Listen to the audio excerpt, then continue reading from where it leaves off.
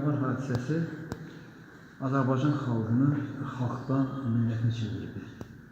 Və Azərbaycan xalqının içərisində dövlətçilik hissini möhkəmlətdi.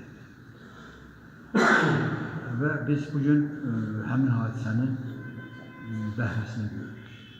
O zamanlar hamımızın yadımızdadır. Komendant saatıydı və kütləvi informasiya vasitələrimiz, mətbuat vasitələrimiz çox əzmlə işləyirdilər və Komünist qəzeti kifayət qədər fədakar mövqe göstərdi və ayın 22-sində Komünist qəzeti nəzdində yaranmış Səhər qəzeti siz təsəvvür edin ki, 2 milyon tirajla çıxdı.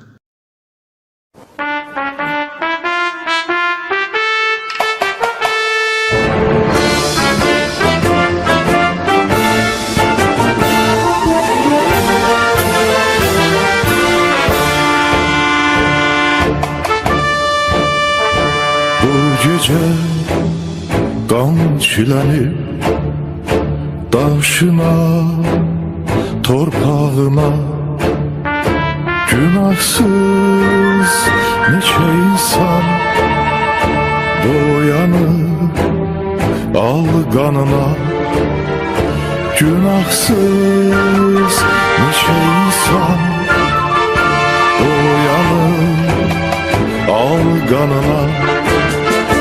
Mən yurdum evladıyam, vətənə zəfər gərək, ölümü öldürən xalq, güllələrin mübarək.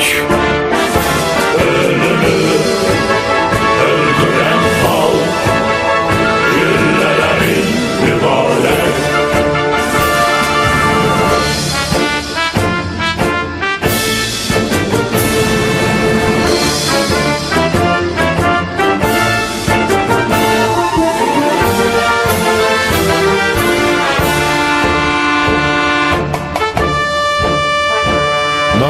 Qan yerdə qalmaz, ey düşmən bizi tanı, yaddaşımın zirvəsi, şəhidlər xiyabanı, yaddaşımın zirvəsi, şəhidlər xiyabanı.